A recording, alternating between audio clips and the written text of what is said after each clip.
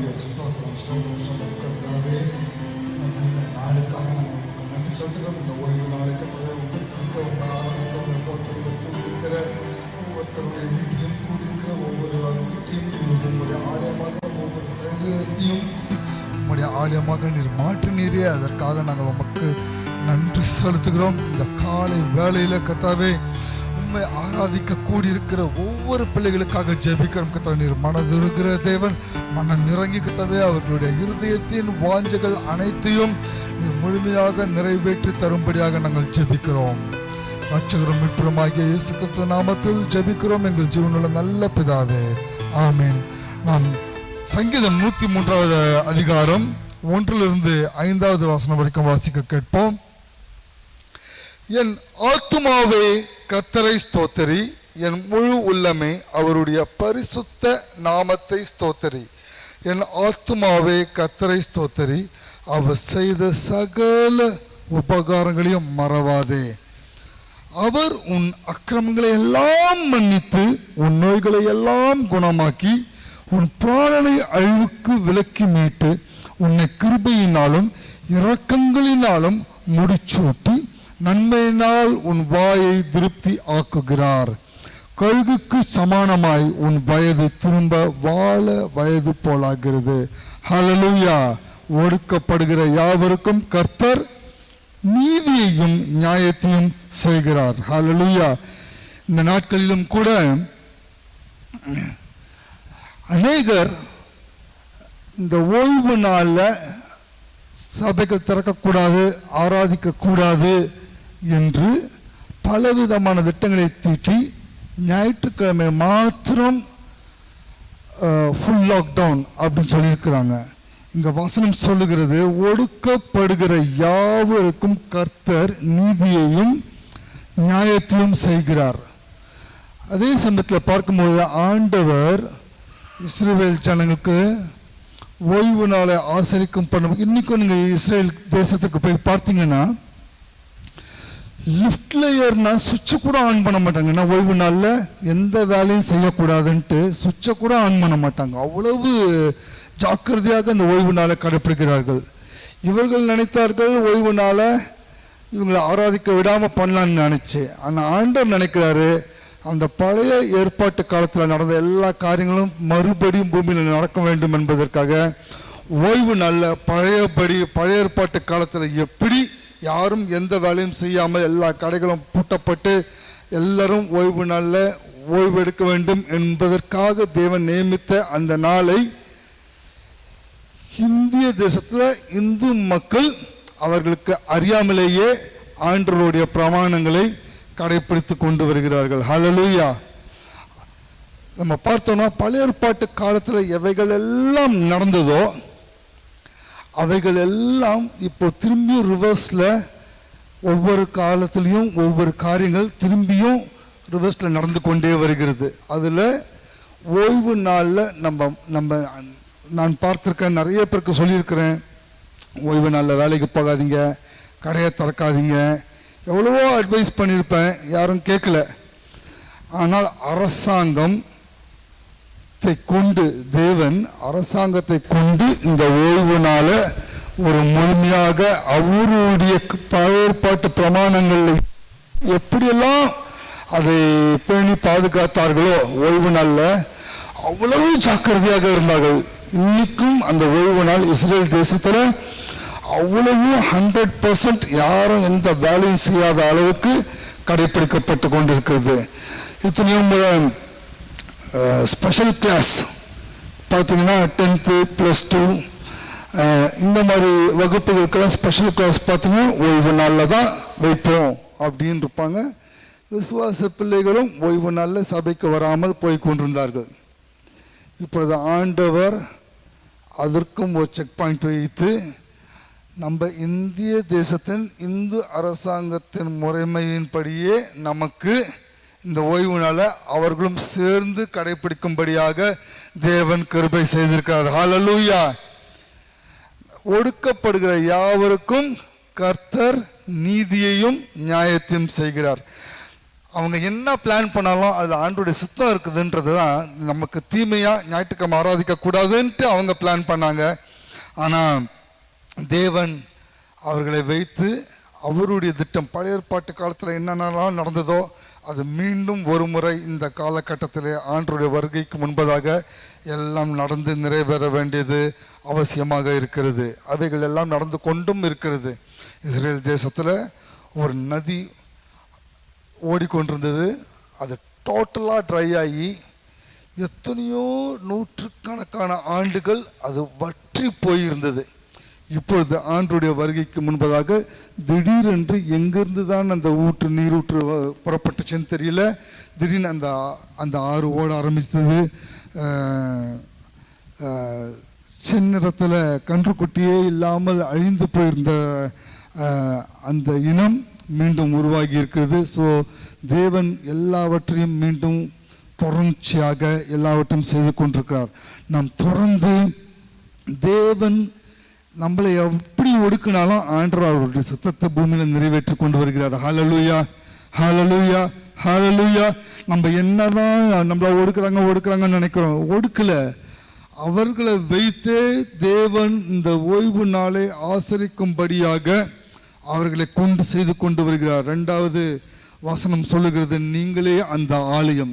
So நமக்கு ஒரு ஆலயம் என்பது தேவையில்லை என்றாலும் நாமே அந்த ஆலயமாக இருக்கிறபடினாலே இந்த காலை வேளையிலே உங்களுடைய ஆலயத்தை நீங்கள் பரிசுத்தப்படுத்திக் கொள்ளுங்கள். இப்பொழுது நாம் ஆராதிக்க போகிறதுக்கு முன்பதாக நீங்கள் உங்களுடைய ஆலயத்தில் நீங்கள் சொல்லுங்க, ஆண்டவரே, உமக்கு பிரியமில்லாத எந்த ஒரு காரியங்கள் என்னுடைய வாழ்க்கையில் இருந்தாலும், எந்த ஒரு குணாதிசயங்கள் என்னுடைய வாழ்க்கையில் இருந்தாலும் கர்த்தாவே அதை வேறு அறுத்து எடுத்து போடுங்கள். எனக்குள்ள கசப்பான வேர்கள் இருக்குமே ஆனால் அதை வேரோட பிடுங்கி எறிங்க ஆண்டவரே.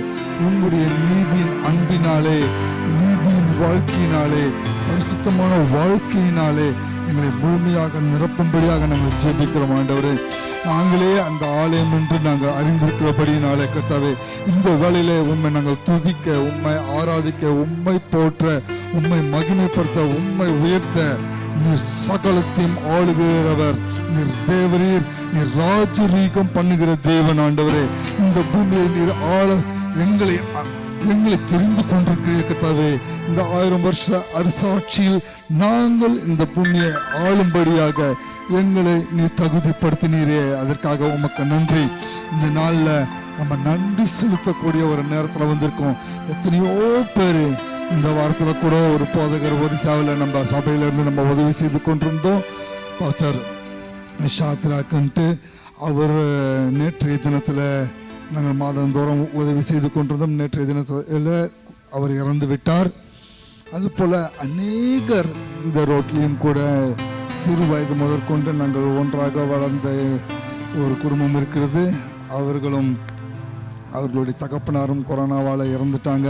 ஸோ எங்கள் வீடு பின்னாடி ஒரு மரணம், எங்கள் வீட்டுக்கு முன்னாடி ஒரு கொரோனா கேஸு, எங்கள் வீட்டுக்கு அடுத்த ரோட்டில் ஒரு கொரோனா, இப்படி சுற்றிலும் எவ்வளவோ பேருக்கு எத்தனையோ வியாதிகள் வந்தாலும் நம்முடைய வாழ்க்கையில் தேவன் நல்லவராகவே இருக்கிறார். ஹல்லேலூயா, ஹல்லேலூயா, ஹல்லேலூயா. நம்ம இப்போ நன்றி சொல்லலாமா ஆண்டவருக்கு எல்லாரும் ஒரு நிமிஷம், ஆண்டவரே எங்களை ஜீவனோட வைத்தீரே, அதற்காக நாங்கள் உமக்கு நன்றி செலுத்துகிறோம் கர்த்தாவே. எங்களை கர்த்தாவே உண்மை துதிக்க, உண்மை ஆராதிக்க, உண்மை போற்றும்படியாக நீர் வைத்தீரே, அதற்காக உமக்கு நன்றி செலுத்துகிறோம் ஆண்டவரே. அதற்காக உமக்கு நாங்கள் நன்றி நன்றி நன்றி நன்றி நன்றி நன்றி நன்றி ராஜா, நன்றி ராஜா, நன்றி ராஜா, நன்றி நன்றி நன்றி நன்றி நன்றி நன்றி நன்றி நன்றி. பரிசுத்த ஆவியானவரே, இந்த நேரத்தில் கர்த்தாவே நாங்கள் இப்போது உண்மை துதிக்க போகிறோம், ஆராதிக்க போகிறோம். அதற்காக நாங்கள் உமக்கு நன்றி செலுத்துகிறோம் ஆண்டவரே. இந்த வேலையில் கர்த்தாவே எங்களுக்கு ஜீவனை கொடுத்தீரே, எங்களை பாதுகாத்தீரே, எங்களுடைய தேவைகள் எல்லாவற்றையும் சந்தித்தீரே, அதற்காக நாங்கள் உமக்கு நன்றி செலுத்துகிறோம். எல்லாவற்றிலும் கர்த்தாவே நாங்கள் இன்றைக்கு சுவாசத்தை நாங்கள் மூச்சு விட்டு மூச்சு இழுப்போமே, ஆனால் உங்களுடைய சுத்த இறக்க கிருபை ஆண்டவரே, அந்த கிருபை இந்த சபையில் இருக்கிற ஒவ்வொரு ஆத்மாக்கள் மேலும் விழுந்திருக்கப்படினால உமக்கு நாங்கள் நன்றி செலுத்துகிறோம் கர்த்தாவே. ஒன்றுமே இல்லாதவர்களாக இருந்தாலும் எங்களை கொண்டு கத்தாவே இந்த சபையை கட்டுவதற்கு கத்தாவே தனிட்டம் கட்டுவதற்கு நீர் கத்தாவே ஒரு முயற்சி எடுக்க விசுவாசத்தில் காலை தைரியமாக வைப்பதற்கு எங்களுக்கு தைரியத்தை கொடுத்த தெய்வமே உமக்கு நாங்கள் நன்றி செலுத்துகிறோம். தொடர்ந்து கத்தாவே இந்த ஞாயிற்றுக்கிழமை ஆராதனை வேளையில உங்களுடைய கருத்திலே முழு ஆராதனையும் வரப்போகிற ஒவ்வொரு பகுதியையும் உங்களுடைய கருத்துல ஒப்புக் கொடுக்கிறோம். இயேசு கிறிஸ்து நாமத்தினாலே தேவனின் இந்த ஆராதனையில் நீர் ராஜரீகம் பண்ணுவீராக. பரிசுத்த ஆவியானவரே நீர் ஆளுகை செய்வீராக. ரட்சகரும் மீட்பருமாகிய இயேசு கிறிஸ்து நாமத்தில் ஜெபிக்கிறோம் எங்கள் ஜீவனோட நல்ல பிதாவே, ஆமென். தொடர்ந்து நாம் ஆராதனைக்கு நேராக கடந்து செல்லுவோம். ஹல்லேலூயா. நம்ம திருக்கதான சகோதரி ஜெனி டெனிஸ் அவர்கள் நம்ம ஆராதனையை வழி நடத்துவார்கள்.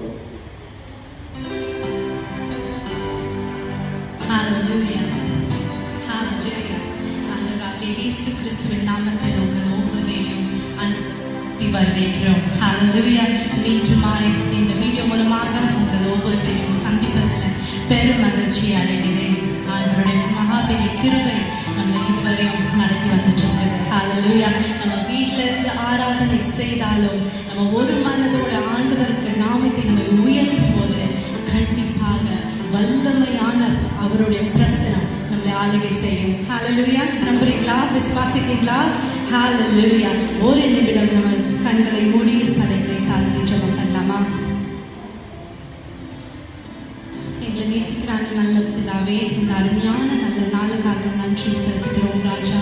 இந்த வாரத்தில் முதல் நாளிலே ஆண்டவரே நீர் எங்களை உங்களுக்கு சமூகத்தில் ஆண்டவரே நாங்கள் விழுந்து உங்களை ஆராதிக்க ஆண்டவரே நீர் எங்களுக்கு இந்த தந்த பெரிய ஸ்லாக்கியத்துக்காக நன்றி செலுத்துகிறோம் ராஜா. கடந்த நாட்களிலே ஆண்டவரே உங்களுடைய கிருபை மாத்திரம் தான் ஆண்டவரே போதுமானதாக இருந்தது.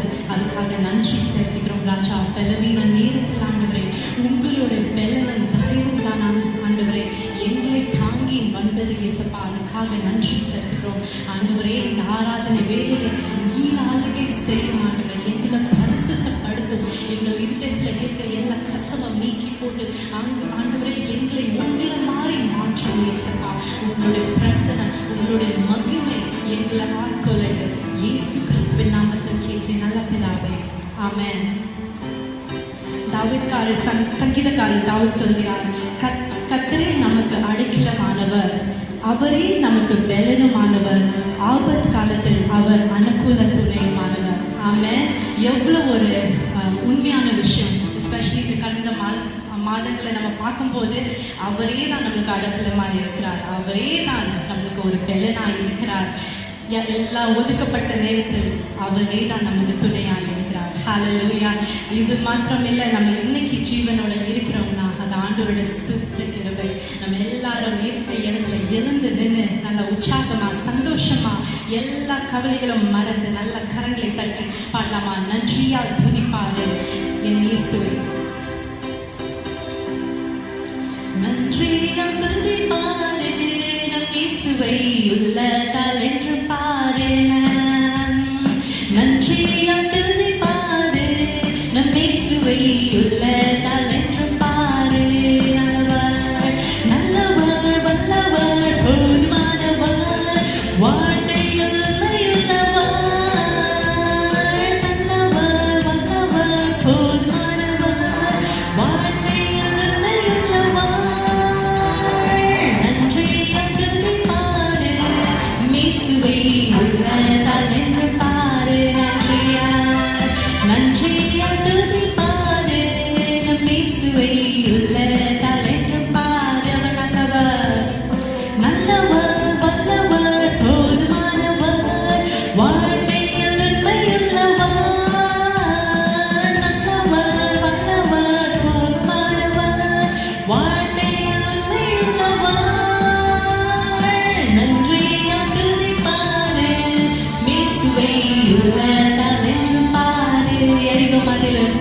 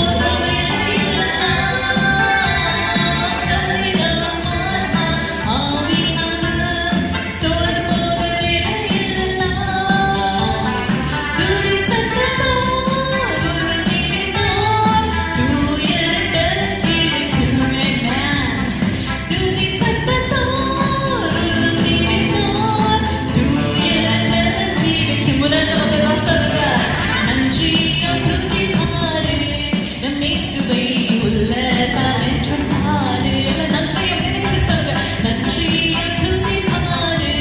நம் இயேசுவை உள்ளதால் என்றும் பாடு. நல்ல பலனை தந்திருக்காங்க.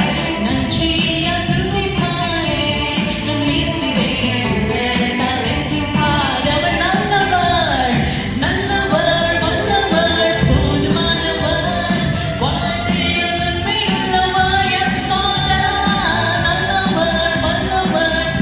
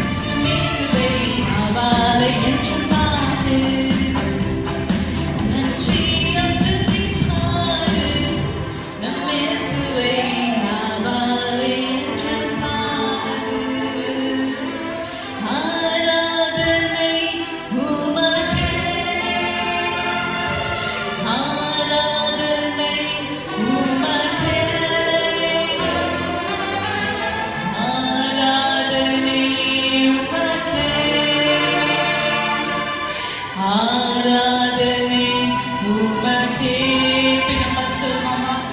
ஆராதனை உமக்கே ஆராதனை உமக்கே பிதாவே. ஆராதனை உமக்கே ஆராதனை உமக்கே. ஆமாண்டவரே, முழு இதயத்தோட, முழு பெலத்தோட, முழு உண்மையோட ஆண்டவரே உண்மை ஆராதிக்கிறோம் ஆண்டவரே. நீர் மாற்றம் தான் ஆண்டவரே, வாக்கு மாறாத தேவன். நீர் மாற்றம் தான் ஆண்டவரே, ஜீவனுள்ள தேவன். எத்தனையோ பேரில் ஆண்டவரே கண்ணீரோட உங்கள் சமூகத்துல நாங்கள் வந்த போது ஆண்டவரே, சோர்ந்து போவதெல்லாம் ஆண்டவரே எங்களை பலப்படுத்தி, எங்களை திடப்படுத்தி, எங்கள் திரும்பவும் எங்களை நிற்க வைத்தீர் ஆண்டவரே. உமக்கு நன்றி ஆண்டவரே. ஆண்டவரே, இவ்வளோ நாட்கள் ஆண்டவரே உங்களோட கிருபை மாத்திரம் எங்களை பாதுகாத்தது எங்களுக்கு போதுமானவராக இருந்தீரே. இன்னும் ஆண்டவரே இனி வர நாட்களில் ஆண்டவரே நீர் எங்களுக்கு ஆண்டவரே எல்லா பாதுகாப்பும் தாங்களே செய்ய. நீங்கள் மாத்திரம் ஆண்டவரே எங்களுக்கு அடைக்கலமா இருக்கிறீர்கள், பெலனா இருக்கிறீர் ஆண்டவரே. எங்கள் துணையானவரை ஆட்டு இருக்கிறீரே. உங்களுக்கு கருத்தில் ஆண்டவரே நாங்கள் எங்களுக்கு வாழ்க்கையை ஒப்புக் கொடுக்கிறோம் தேசமா. நீர் எங்களை நடத்தும் எல்லா துணி கனமும் மகிமையும் உமக்கே செலுத்துகிறோம். இயேசு கிறிஸ்துவின் நாமத்தினால கேட்கிறோம் நல்ல பிதாவே. ஆமென். ஹல்லேலூயா, ஹல்லேலூயா, ஹல்லேலூயா. கர்த்தருடைய பரிசுத்த நாமத்துக்கு ஸ்தோத்திரம் உண்டாவதாக. இந்த நேரத்திலும் கூட நல்ல ஒரு ஆராதனை தேவ பிரசுத்தக்குள்ளாக தேவன் நம்மை வழி நடத்தினார். ஹல்லேலூயா. பரிசுத்த ஆவியானவரே, இந்த நல்ல நேரத்துக்காக நாங்கள் உங்களை துதிக்கிறோம், போட்டுக்கிறோம், வாழ்த்துக்கிறோம், வணங்குகிறோம். கர்த்தாவே, உங்களுடைய பிரச்சனம் கர்த்தாவே, உங்களை ஆளுகை செய்வது கர்த்தாவே, இந்த காணொலியை பார்த்து நம்மோடு கூட ஆராதனை செய்து அப்பாற்பட்டதான ஒரு தேவ தொடுதல் ஒவ்வொரு குடும்பத்திலும், ஒவ்வொரு இடத்திலும், ஒவ்வொருத்தர் மேலும் உங்களுடைய கரம் அவர்கள் நீட்டி தொடும்படியாக நாங்கள் ஜெபிக்கிறோம். பரிசுத்த ஆவியானவரே, தொடர்ந்து இந்த ஆராதனை வேளையிலே மற்றும் காரியங்கள் அனைத்திலும் உங்களுடைய கரம் பிடித்து வழி நடத்தும்படியாக நாங்கள் ஜெபிக்கிறோம். அச்சகரம் வெற்றுமாக இயேசு கிறிஸ்து நாமத்தில் ஜெபிக்கிறோம் எங்கள் ஜீவனுள்ள நல்ல பிதாவே. ஆமென். ஹல்லேலூயா, ஹல்லேலூயா, ஹல்லேலூயா. இப்பொழுதும் கூட பிறந்த நாள், திருமண நாள் கொண்டாடுகிறவர்கள் அநேக முறை நாங்கள் அறிவித்தோம். உங்களுடைய ஃபோட்டோவை வாட்ஸ்அப்பில் அனுப்புங்க. உங்களுடைய டேட் ஆஃப் பர்த்தை, அட்ரஸையும் நீங்கள் வாட்ஸ்அப்பில் அனுப்பினீங்கன்னா நாங்கள் அநேகர் உங்களை வாழ்த்துவார்கள், ஜெபிப்பார்கள். வேத வசனத்தினாலே உங்களை தேற்றுகிறார்கள். யாருக்கெல்லாம் பிறந்தனாலும் நீங்கள் பார்க்கலாம். சர்ச் குரூப்பில் அநேகர் தேவனுடைய வசனத்தை உங்களுக்கு வாழ்த்துக்களாக தெரிவிக்கிறார்கள். அந்த வசனம் இந்த ஆண்டு முழுவதும் உங்களை உற்சாகப்படுத்தி பயன்படுத்தி கரம் பிடித்து நடத்தக்கூடிய ஒரே வல்லமை உள்ளது ஆண்டவருடைய வார்த்தைக்கு மாத்திரம்தான். மனுஷர்கள் 1000 பேர் 1000 பேசலாம், சொல்லலாம். ஆனால் கர்த்தருடைய வார்த்தைக்கு ஒரு விழித்தெழுதலின் வல்லமை இருக்கிறது. செத்து போயிருந்தால் கூட அதை தட்டி உயிரோடு எழுப்பும். உங்களுக்குள்ள புதைந்து கொண்டிருந்த தாளந்துகள் நீங்கள் ரட்சிக்கப்பட்ட பொழுது ஆவில அனலாக இருந்திருப்பீங்க, உற்சாகமாக இருந்திருப்பீர்கள். ஆண்டுக்காக எதையாவது சாதிக்க வேண்டும் என்று எழுந்திருக்கலாம். ஆனால் கடந்த நாட்களில் எத்தனையோ பிரச்சனைகள், போராட்டங்கள், எவ்வளவோ காரியங்களை சந்தித்தது நிமித்தம் உங்களுடைய தரிசனம், உங்களுடைய கனவுகள் எல்லாம் அப்படியே மறைந்து புதைக்கப்பட்டு போயிருக்கும். இந்த நாளில் ஆண்டவர் சொல்லுகிறார், அந்த உயிர்த்தெழுதலின் வல்லமை உங்களுடைய பிறந்த நாளை, திருமண நாளை கொண்டாடி கொண்டிருக்கிறவர்கள் நீங்கள் ஆதியிலே இருந்த அன்பை மீண்டும் பரிசுத்த ஆவியானவர் உங்களை தட்டி எழுப்ப போகிறார். உங்களுடைய பிறந்த நாள் இந்த வாரத்தில் பிறந்த நாளை கொண்டாடுகிறவர்களுக்கு விசேஷமாக நான் சொல்லுகிற ஒரு வார்த்தை என்னவென்றால், நீங்கள் ஆதியில் ரட்சிக்கப்பட்டிருக்கும் போது எந்த லெவலுக்கு ஆண்டவரை நேசிச்சிங்களோ, எந்த லெவலுக்கு ஆண்டவருக்காக வைராக்கியமாக வாழ்ந்தீர்களோ, எந்த அளவுக்கு நீங்கள் ஆவியில் நிரப்பப்பட்டிருந்தீர்களோ, எந்த லெவலுக்கு நீங்கள் தேவனுடைய ஊழியத்திலும் மற்ற எல்லா காரியத்திலும் உற்சாகமாக இருந்தீர்களோ, அவைகள் எல்லாம் சோர்வின் ஆவியினாலே முடக்கப்பட்டு அமுக்கப்பட்டு கட்டப்பட்டிருக்குமே. ஆனால் இந்த ஹல்லேலூயா. இந்த ஆண்டு நீங்க பிறந்தநாளை கொண்டாடுறீங்களோ இல்லையோ, இந்த ஆண்டு தேவன் உங்களுடைய ஆவியில, உங்களுடைய ஆத்மாவில ஒரு உயிர்த்தெழுதலின் வல்லமையை அனுப்பி உங்களை மீண்டுமாக தட்டி எழுப்பி தேவனுடைய ராஜ்யத்தை கட்டும் பணியில எத்தனையோ விதத்துல பிசாசு தாக்கிக்கலாம்.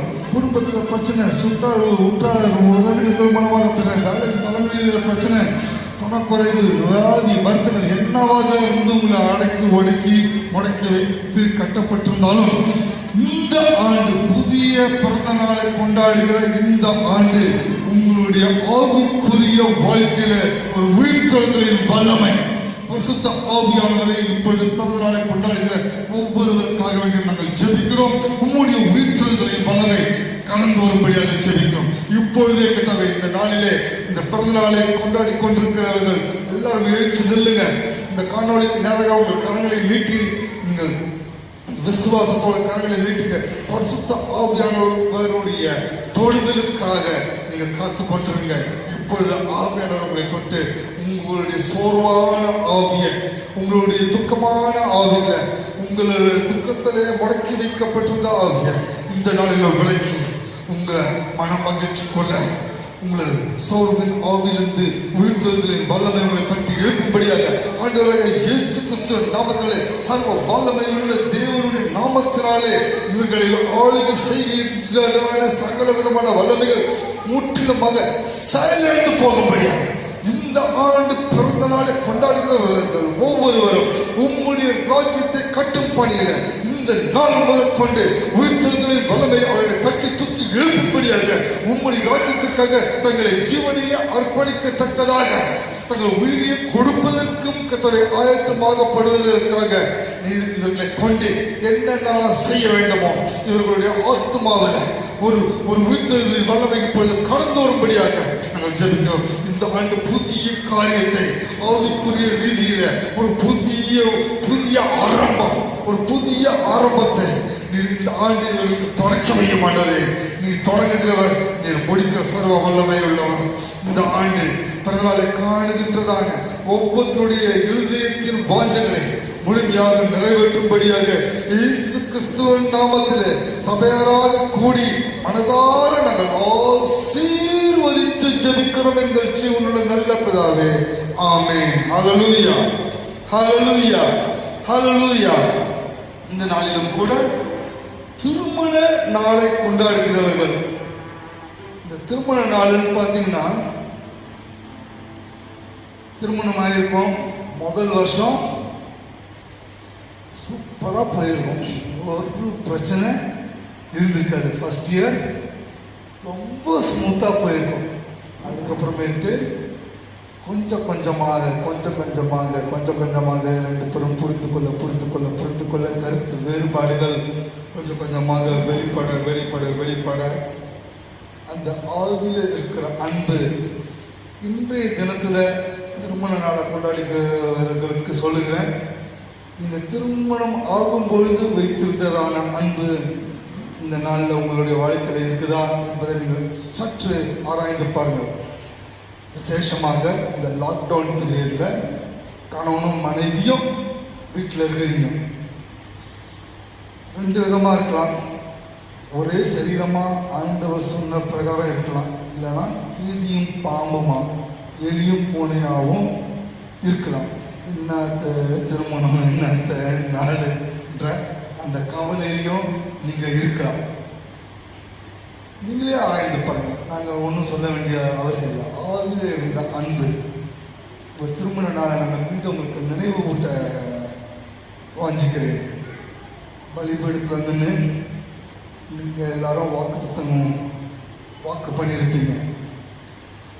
சுகத்திலும் துக்கத்திலும் இன்பத்திலும் துன்பத்திலும் மரணம் நம்மை பிரியும் அளவும் எவ்வளோ ப்ராமிஸ் பண்ணியிருக்கீங்க. இன்னைக்கு அந்த நிலைமையில உங்க இருதயம் இருக்குதா? பலிபீடத்தில் தேவனுக்கு முன்பதாக, சபைக்கு முன்பதாக, போதகருக்கு முன்பதாக, அரசாங்க சர்டிபிகேட்டுக்கு முன்பதாக, ஆண்டவர் பார்க்கிறார் என்பதற்கு முன்பதாக நீங்கள் வாக்கு பண்ணியிருப்பீர்கள். அந்த வாக்கு இன்றைக்கு எந்த அளவுக்கு உங்கள் குடும்பத்தில் இருக்குது? விசேஷமாக நான் நிறைய காரியங்களை நான் கேள்விப்படுகிறேன். இந்த லாக்டவுன் பீரியடில் தான் நிறைய குடும்பங்கள் இணைகிறது, ஒன்று சேர்கிறது. அநேக குடும்பங்கள் பயங்கரமான வெடிகுண்டே வெடித்து தகர்த்து இருக்கிற லெவலுக்கு வீட்டில் குடும்பத்தில் பிரச்சனைகளும் அதிகமாக இருக்கிறது. இந்த நாளில் திருமணத்தை நாளை கொண்டாடுகிறவர்கள் ஏச்சு நில்லுங்க. மீண்டும் ஒரு விசை உங்களுடைய ஆதியில் இருந்த அந்த அன்பு உங்களுக்குள்ள இருக்குதா? ஏஞ்சி இந்த நாளில் நீங்கள் ஒப்பு கொடுத்து இப்பொழுதே இதை பார்த்து கொண்டிருக்கிற வேலையில் ஆண்டவர் சமூகத்தில் உங்களுடைய காணிக்கையை செலுத்துவதற்கு முன்பதாக நீங்கள் ஒப்புரவாயிட்டு வந்து உங்களுடைய காணிக்கையை செலுத்துங்கன்ட்டு ஆண்டவர் சொல்கிறாரு. ஸோ இந்த நேரத்தில் உங்களுடைய கணவன் மனைவி உங்களுடைய உறவுக்காக நாங்கள் ஜெபிக்க போகிறோம். அதற்கு முன்பதாக உங்கள் பக்கத்தில் இருக்க உங்கள் கணவனையும் உங்கள் மனைவியையும் பார்த்து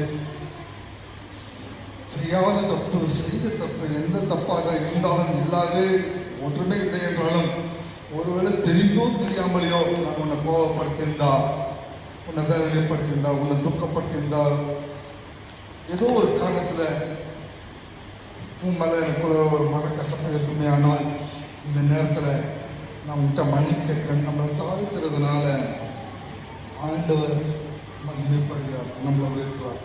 நம்மளை உயர்த்தக்கூடிய ஒரே வல்லமை ஆண்டவரை தவிர்த்து அது யார்கிட்டையும் இல்லை. ஆனால் அவர் வைத்திருக்கிற ஒரு பிரின்சிபல், நீங்கள் முதல்ல தாழ்மையாக போங்க, நான் உங்களை உயர்த்தேன். நீங்கள் பெருமையில் நின்னீங்கன்னா அதிகாரங்களுக்கு உட்பட்டு கீழ்ப்படியாமல் இருப்பீர்கள். ஆனால் அந்த பெருமையின் ஆவிய தேவன் இருக்கிறார். ஸோ ஒரு நிமிஷம் இந்த நேரத்தில் கண்களை மூடி நம்ம ஜெபிக்க போகிறோம். நீங்கள் அதுக்குள்ளாக உங்கள் கணவன் மனைவியோட நான் ஏதாவது ஒரு விதத்தில் உங்களை கோபப்படுத்தியிருந்தா, மனக்கசப்பை ஏற்படுத்தியிருந்தா, இல்லை ஏதோ ஒரு பிரச்சனையின் மூலமாக நான் வருத்தப்பட்டிருந்தாலோ என்னை தயவுசெய்து மன்னிப்பு கேட்டு ஒப்புரவாகக்கூடிய நேரம். ஏன் சொல்கிறேன்னா, இப்போ ஜெபிக்கும்போது கர்த்தருடைய உயிர்த்தெழுதலின் வல்லமை, சர்வ வல்லமை உள்ள தேவனுடைய வல்லமை உங்களுக்கு தொடும் பொழுது இந்த அபிஷேகத்தில் இன்னும் ஆவியில் பலனடையும்படியாக நீங்கள் ஜெபிக்கும் பொழுது, அதே சமயத்தில் நீங்கள் இன்னும் கசப்போடு இருந்தீங்கன்னா தேவனுடைய கோபாக்கினை நீங்கள் உட்பட போகிறீங்க. அதனால் தயவு செய்த இந்த நேரத்தில் மனம் கசந்து நீங்கள் ஒப்புரவாக இருக்க வேண்டிய நேரம். பரிசுத்த ஆவியானவரே, இத்தனை ஆண்டு இந்த குடும்பங்களை இணைத்து சேர்த்து ஒரே மாம்சமாக ஒரே சரீரமாக மாற்றி நடத்தி வந்தீர் கர்த்தாவே. அதற்காக உமக்கு நாங்கள் நன்றி செலுத்துகிறோம். பிசாசானவன் கர்த்தாவே உம்முடைய திட்டத்தை இவர்களுடைய குடும்ப வாழ்க்கையில நிறைவேறாதபடிக்கு யுத்தம் செய்து போராட்டத்தை கொண்டாந்து கர்த்தாவே பலவிதமான பிரச்சனைக்கு குடும்பங்களை பிரிக்கக்கூடிய அளவுக்கு எத்தனையோ சூழ்நிலைகளை கொண்டு வந்தாலும் தேவன் இணைத்ததை எந்த வல்லமைகளாலும் பிரிக்க முடியாது என்பதை நாங்கள் அறிந்தபடியினால இவர்கள் இம்மட்டும் கர்த்தாவே ஏதோ பிடித்து கொண்டு கசப்போடு ஒட்டி கொண்டு வாழ்ந்து கொண்டிருக்கிறார்கள். அந்த சூழ்நிலை இந்த வேளையிலே மாறும்படியாக உம்முடைய அக்கினி இறங்கும்படியாக கர்த்தாவே பிசாசுடைய சகல விதமான போராட்டங்கள் குடும்பங்களை பிரிக்கத்தக்கதாக, குடும்பங்களுக்குள்ள மனக்கசப்புகளையும் பிரச்சனைகளையும் போராட்டங்களையும் கோபங்களையும் கர்த்தா வைராக்கியங்களையும் கொண்டு வந்திருக்கிறதால வல்லமைகளையும் கட்டுகள் முற்றிலுமாக சாய்ந்து போகும்படியாக, பலவீனம் அடையும்படியாக, அதனுடைய பல அந்த ஸ்ட்ராங் மேன் கர்த்தாவே இந்த நேரத்தில் உடைக்கப்படும்படியாக, இந்த குடும்பங்களுக்கு விரோதமாக யுத்தம் செய்து கொண்டிருக்கிறதான சகல விதமான வல்லமைகள் இயேசு கிறிஸ்துவினுடைய அக்கினியினாலே ரத்தத்தினாலே அரைக்கப்பட்டு சுட்டரிக்கப்படும்படியாக இந்த நாளிலே ஒரு விடுதலையின் நாளாக தெய்வ அன்பினால கட்டப்பட வேண்டிய ஒரு அன்பின் கட்டுக்குள்ளாக இவர்கள் மாறத்தக்கதான ஒரு நாளாக உம்முடைய அன்பிலே இவர்களை இணைத்து பிரித்து கட்டின்படியாக இயேசு கிறிஸ்து நாமத்தினாலே நாங்கள் ஜெபிக்கிறோம். இந்த நாளில் உங்களுடைய உயிர்த்தெழுதலின் வல்லமை அவர்களுடைய அன்பை ஆதியில வைத்திருந்ததான அன்பை தட்டி உயிர்த்தெழுதலின் வல்லமை அவர்களை உயிரோடு மீண்டும் எழுப்பத்தக்கதாக, மீண்டும் ஒருவரை நேசிக்கத்தக்கதாக, உம்முடைய அன்பில கட்டப்படத்தக்கதாக இந்த கிருபை பாராட்டும்படியாக ஜெபிக்கிறோம், இரக்கம் பாராட்டும்படியாக ஜெபிக்கிறோம். இந்த ஆண்டு முதல் கொண்டு இந்த திருமண நாட்களை கொண்டாடி கொண்டிருக்க இந்த பிள்ளைகள் குடும்பங்களில எந்த விதமான ஒரு மனக்கசப்ப பிரச்சனைகளோ போராட்டங்களோ வராதபடிக்கு உம்முடைய அன்புனால இருவரையும் நீர் நிரப்பும்படியாக ஜெபிக்கிறோம். ரட்சகரும் மீட்பருமாகிய இயேசு கிறிஸ்துவின் நாமத்தில் ஜெபிக்கிறோம் எங்கள் ஜீவனுள்ள நல்ல பிதாவே, ஆமென். ஹல்லேலூயா. இப்பொழுதும் கூட நாம் காணிக்கைகளுக்கு நேராக கடந்து செல்ல போகிறோம். ஹல்லேலூயா. உங்களுடைய காணிக்கைகளை உங்களுடைய கருத்தில் எடுத்து வைத்துக் கொள்ளுங்கள். விசேஷமாக சபையில் ஒரு construction water tank construction work நடந்து கொண்டிருக்கிறது.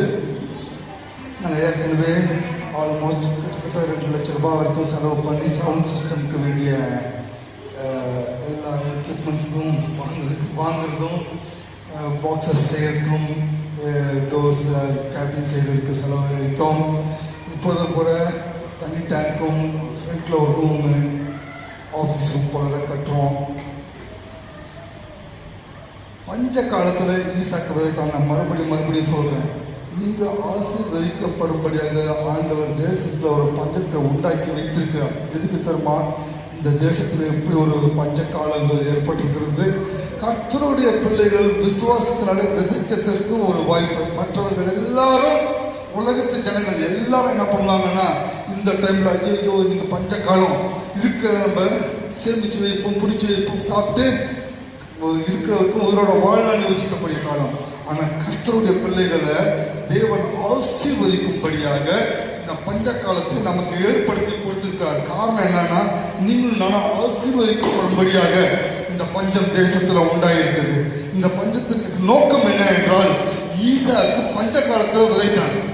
கர்த்தர் அவனை 100 மடங்கு ஆசீர்வதித்தார். இந்த பஞ்ச காலத்துல தேவன் தம்முடைய பிள்ளைகளை ஆசீர்வதிக்கும்படியாக நீங்கள் நானும் ஆசீர்வாதமாக இருப்பதுதான் தேவனுடைய சித்தமோ திட்டமோ தவிர, நீங்கள் நானும் வறுமையிலையோ பஞ்சத்திலேயோ அடிப்பட்டு கிடப்பது தேவனுடைய சித்தம் இல்லை.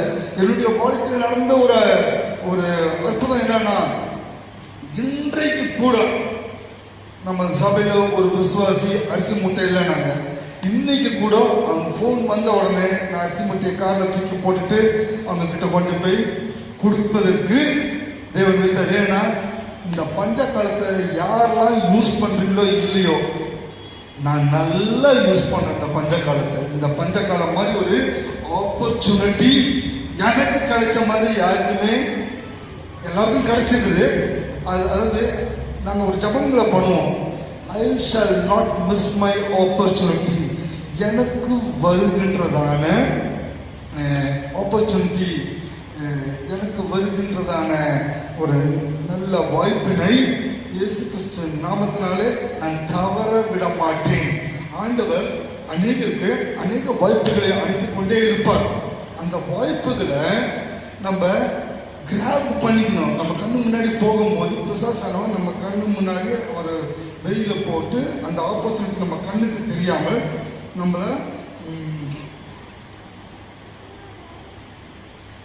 நம்ம கண்ணுக்கு தெரியாம பிசாசானவன் என்ன பண்ணுவான்னா, ஆப்பர்ச்சுனிட்டியை மிஸ் பண்ண வைப்பான். நமக்கு வர வேண்டிய அந்த ஆசீர்வாதங்கள் வேற யாரோ அதை தட்டி சென்று கொண்டு போய் விடுவார்கள். ஸோ இப்பொழுது தேவன் நமக்கு வைத்திருக்கிறதான ஒரு நல்ல ஒரு ஆப்பர்ச்சுனிட்டி என்னன்னா, பஞ்சகாலம். ஆண்டவருடைய சபையில காணிக்கையில் தசம பாகம் இல்லை. இந்த சபை தான் உண்மையான சபை. ஏன்னா உங்கள் தசம பாகங்களையும் காணிக்கைகளையும் கொண்டு வாங்க. என்னுடைய ஆலயத்தில் ஆகாரம் உண்டாயிருக்கும்படியாக, ஆவிக்குரிய ஆகாரமும் சரி பூமிக்குரிய ஆகாரமும் இந்த சபை மூலமாக அநேகருக்கு நாங்கள் நீங்களும் நானும் சேர்ந்து கொடுத்தோம் என்று நம்ம சொல்லலாம். ஸோ இந்த ஆப்பர்ச்சுனிட்டி நான் பார்த்துட்டேன். நிறைய பேர் பேசுகிறாங்க, பரலோகத்திலிருந்து குதிக்க மாதிரி பரிசுத்தவான்கள் புலர எவ்வளவோ பேர் பேசியிருக்கிறாங்க. நான் எத்தனையோ பேருக்கு நான் ஃபோன்லேயும் ஜாப் பண்ணுறேன். அவர்கள் பேசுகிறதெல்லாம் பார்த்தீங்கன்னா அவர்களை விட ஒரு பரிசுத்தவான்கள் பூமியிலே இல்லை. 100% நீதி நியாயமாக பேசுகிறார்கள். ஆனால் என்னன்னா, நீங்கள் எதனால வஞ்சித்தீர்கள் என்று ஆண்டவர் கேட்கிறார். உங்களுடைய தசம பாகங்களையும் காணிக்கைகளிலையும் ஆண்டவரை வஞ்சிக்கிறோம். ஸோ என்கிட்ட பேசினவர்கள் ஜபத்திற்காக பேசும்பொழுது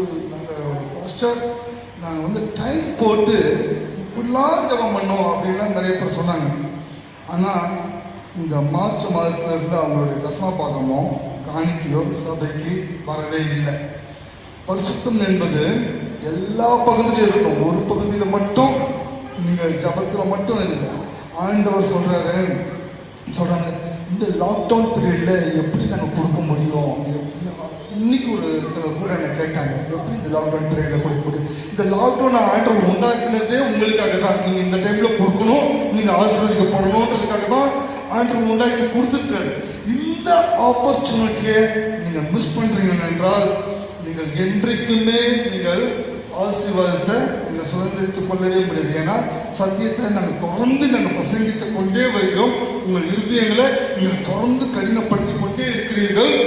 நீங்களும் நாங்களும் எத்தனையோ முறை சொல்லிட்டோம், இந்த பஞ்ச காலத்தில் விதைங்க, இதுதான் ரைட் டைம், இதுதான் ஆசீர்வதிக்கப்பட வேண்டிய டைம், இதில் தான் தேவன் உங்களுடைய விசுவாசத்தை கனப்படுத்தக்கூடிய டைம், இதில் தான் தேவன் உங்களை சோதித்து பார்க்கக்கூடிய நேரம், இதில் தான் தேவனுக்கு நீங்கள் உண்மையாக இருக்கீங்களா இல்லையா என்றது பார்க்கக்கூடிய நேரம். நீங்கள் தேவனுக்கு உண்மையாக இருக்கீங்களா, இது வரைக்கும் உங்ககிட்ட என்ன காசு கிடைச்சதோ அதில் 10% நீங்கள் எடுத்து வைத்திருக்கிறீர்களா.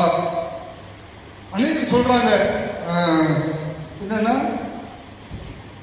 பழைய ஏற்பாட்டில் தான் தசம பாகம், புதிய ஏற்பாட்டில் கிடையாது. ஏன்னா உதாரணத்துவமாக கொடுக்கணும். அவன் தன் மனதில் நியமிக்கப்பட்டவாறே கொடுக்க வேண்டும். அதனால புதிய ஏற்பாட்டு காலத்தில் தசம பாகம் என்பது ஒன்று இல்லவே இல்லை. அது சட்டத்திட்டங்களுக்குள்ளாக வருகிறதுன்னு நான் சொல்கிறேன். பழைய ஏற்பாட்டு காலத்திலையும் தசம பாகம் கிடையாது, புதிய ஏற்பாட்டு காலத்திலையும் கிடையாது. இது ஆபிரகாம் காலத்தில் மோசே பிரமாணங்களை கொண்டு வந்தார்.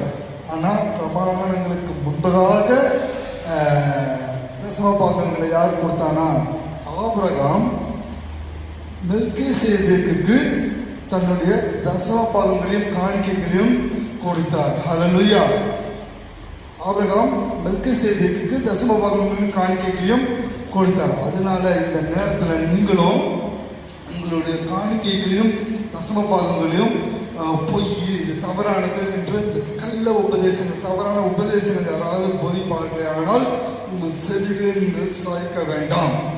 ஏனென்றால் ஒரு காலத்தில் இந்த தசம பாகத்திற்கு விரோதமாக அநேக வருடங்கள் பிரசங்கித்தவன் நான். சத்தியத்தை பல முறை பல போதனைகளோட பல தியாலஜியன்ஸோட நான் ஆர்கியூ பண்ணி புதிய உடன்படிக்கைகளை இவ்வாறாக இருக்கிறதே என்று அடித்து வைராக்கியமாக வீட்டு பாராட்டி பேசினேன். ஆனால் தேவன் நியமித்த சில பிரமாணங்கள் இருக்கிறது. ஏன் ஆண்டவர் பழைய உடன்படிக்கைகள் எல்லாம் இப்போ இந்த புதிய ஆண்டுக்குள்ளாக, இந்த புதிய ஆண்டுடைய வருகைக்கு முன்பதாக எல்லாமே திரும்பவும் நடக்குது. என்ன நடக்குதுன்னா பழைய ஏற்பாட்டில் நடந்த காரியங்கள் எல்லாமே மறுபடியும் நடந்து கொண்டு இருக்குது. தேவன் அதாவது ஒரு வசனம் ரொம்ப ரொம்ப புத்தின ஒரு வசனம், வானமும் பூமியும் ஒழிந்து போகும், ஆனால் ஆண்டவருடைய வாயிலிருந்து புறப்பட்டு வந்த ஒவ்வொரு வார்த்தையும் ஒழிந்து போகவே போகாது. பழைய ஏற்பாட்டு வார்த்தைகளும் தேவனுடைய வசனமும் ஒழிந்து போகாது. ஏன்னா அதுவும் ஆண்டவருடைய வார்த்தை, புதிய உடன்படிக்கையும் ஆண்டவருடைய வார்த்தை. அதனால எல்லாமே ஆண்டவருடைய வார்த்தை. ஆண்டவரே சொல்லிட்டாரு என்னுடைய வார்த்தை ஒழிஞ்சு போகாதுன்ட்டு. அதுக்கப்புறமேட்டு நான் புதிய ஏற்பாட்டு கிறிஸ்தவன், புதிய எருசலேம், புதிய சீயோன், புதிய சபைன்னுலாம் நீங்கள் சொல்ல முடியாது. பழைய ஏற்பாடு இல்லைன்னா பைபிளுக்கு பழைய ஏற்பாடை வெட்டி தூக்கி போட்டுடலாம். ஏன் அதை வச்சுட்டு அதை நம்ப மாட்டோம்னு சொல்கிறது. பழைய ஏற்பாட்டை புதிய ஏற்பாட்டோடு வைத்து கொண்டு ஆனால் நாங்கள் அதை நம்ப மாட்டோம், நாங்கள் புதிய ஏற்பாடு தான். இல்லை, தேவனுடைய வார்த்தை எப்போதும் எந்த சூழ்நிலையும் எல்லா காலத்திலையும் ஒரே வார்த்தையாக இருக்கிறது, ஒரே வார்த்தையாக காணப்படுகிறது. ஆகையால் இந்த நேரத்தில் நான் உங்களுக்காக ஒரு வார்த்தையை சொல்லுகிறேன். இப்பொழுது காணிக்கையை எடுத்து கரங்களில் வைத்துக் கொள்ளுங்கள். கர்த்தர் உங்களை இந்த தரித்திர காலத்தில், இந்த பஞ்ச காலத்தில் உங்களை ஆசீர்வதிக்கும்படியாக இந்த ஒரு லாக்டவுனை சபை மூடுதலை ஒரு ஒரு ஒரு பஞ்சத்தை தேசத்தில் உண்டு பண்ணி கொண்டிருக்கிறார். இன்னும் வரப்புற காலங்களில் இன்னும் கொடிய பஞ்சங்கள் ஏற்பட போகிறது. அதுக்கு முக்கியமாக பூமியில் நீங்கள் எங்கே என்ன நினைச்சாலும் சேர்த்து வைக்க முடியாது. ஒரே இடம் உங்களுடைய சேஃப்டியில் இருக்கிற பரலோக பேங்க், அங்கே நீங்கள் விதைச்சு பாருங்க. கடைசி நாள் இந்த பூமியே அழிந்து போகுதுனாலும் சிங்க குட்டிகள் தாழ்ச்சி அடைந்து பட்னியாக இருக்கும். கர்த்தருக்காக விதைத்த நீங்கள் ஒவ்வொருவரும் ஒரு நாளும் பட்னியாக இருப்பதே இல்லை. அல்லேலூயா. இப்போது தொடர்ந்து நம்ம காணிக்கை பாடலுக்கு நிறைய கடந்து சொல்லுவோம். நீங்கள் அல்லேலூயா.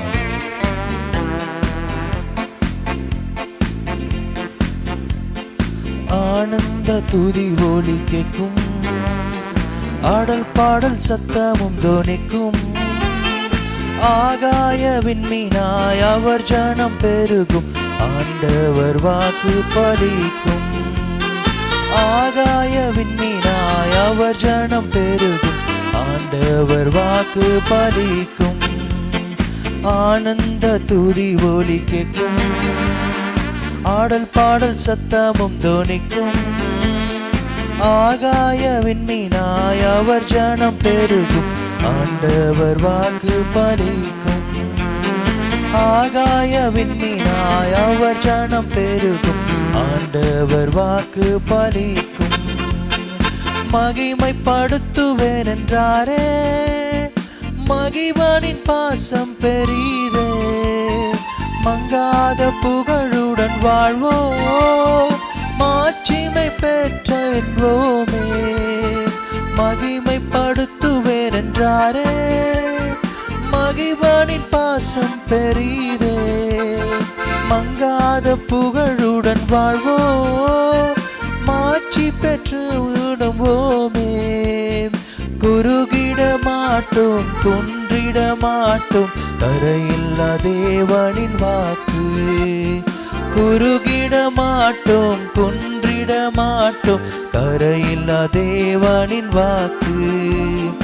ஆனந்த துதி ஒலி கேட்கும், ஆடல் பாடல் சத்தமும் தோனிக்கும்.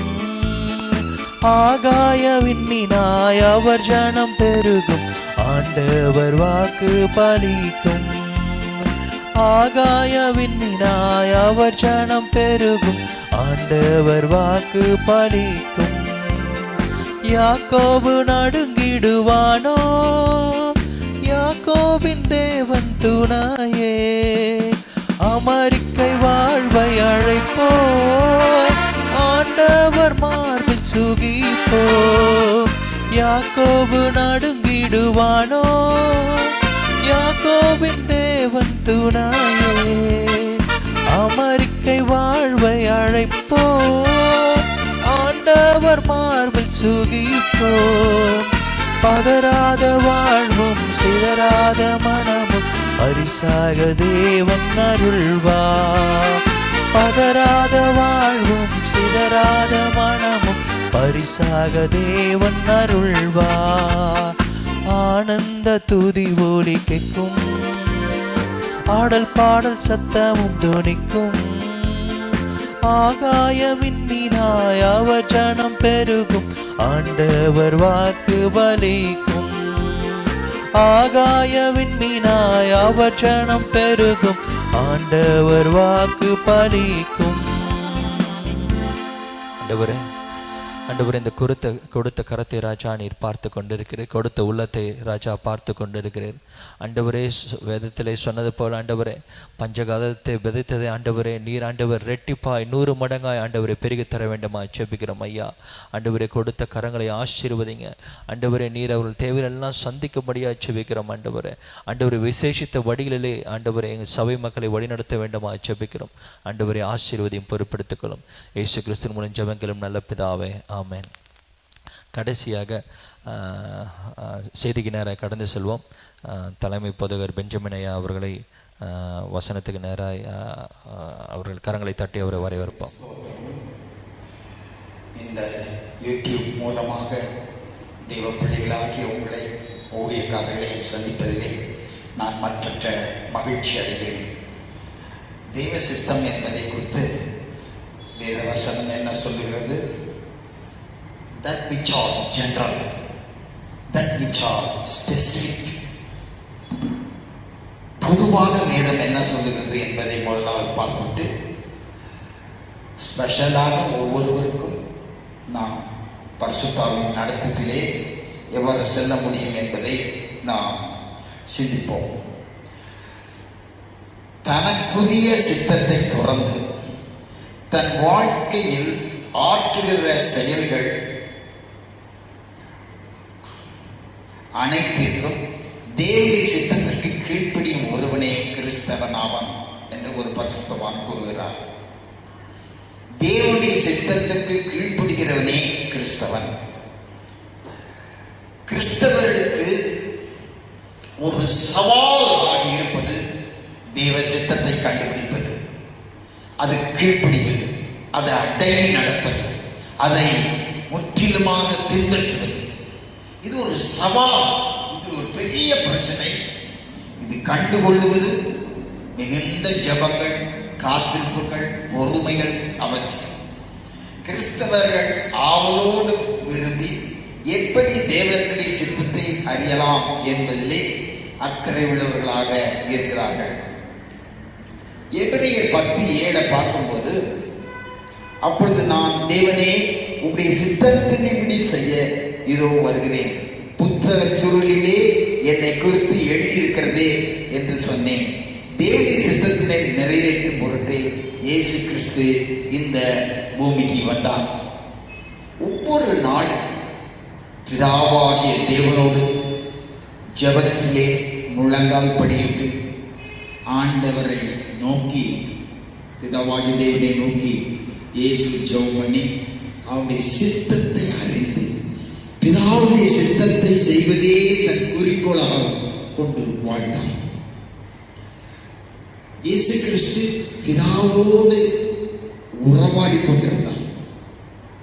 அநேக சமயங்களிலே அவர் இரவு பகலாக பிதாவோடு பேசிக் கொண்டிருந்தார்.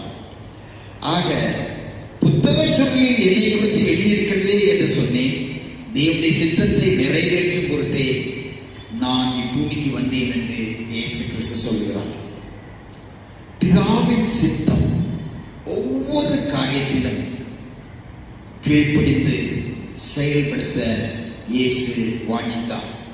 ஒவ்வொரு நாளும் பிதாவின் பாதத்தில் காத்திருந்து ஜெபித்து தேவ சித்தம் அறிந்து அதை நிறைவேற்றினார்.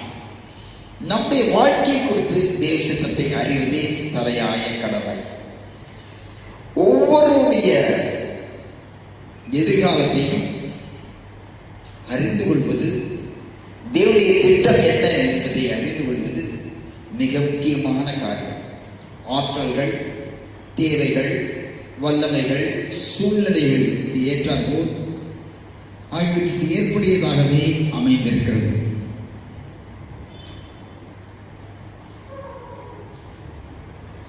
ஏனெனில் நற்கிரியை செய்கிறதுக்கு கிறிஸ்து இயேசுவுக்குள் சிருஷ்டிக்கப்பட்டு தேவனுடைய செய்கையாயிருக்கிறோம். God is good. தேவன் நல்லவர். Goodness is his character.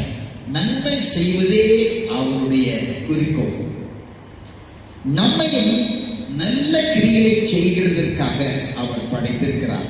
அவருடைய சித்தமாயிருக்கிறது. நாம் இந்த கடைசி நாட்டிலே நன்மை செய்ய ஆண்டவர் நம்மை ஏவுகிறார். ஆதலால் யாக்கோபு 4:14 ஒருவன் நன்மை செய்ய அறிந்தவனாயிருந்தும் அதை செய்யாமல் போனால் அது அவனுக்கு பாவமாக இருக்கும் என்று சொல்கிறார். நீங்கள் நன்மை செய்து புத்தீன மனுஷனுடைய அறியாமையை அடக்குவது தேவனுடைய சித்தமாக இருக்கிறது என்று சொல்கிறார். ஆக நன்மை செய்வது தேவனுடைய சித்தம். இந்த கொரோனா காலங்கள் இருக்கு, இங்கு பார்த்தாலும் அரசாங்கத்திலிருந்து முழு உதவியும் கிடைக்கல, சில உதவிகள் கிடைக்குதுன்னு சொல்றாங்க. ஆனா மெஜாரிட்டி பசியும் பட்டினியுமாய் வாழ்கிறார்கள்.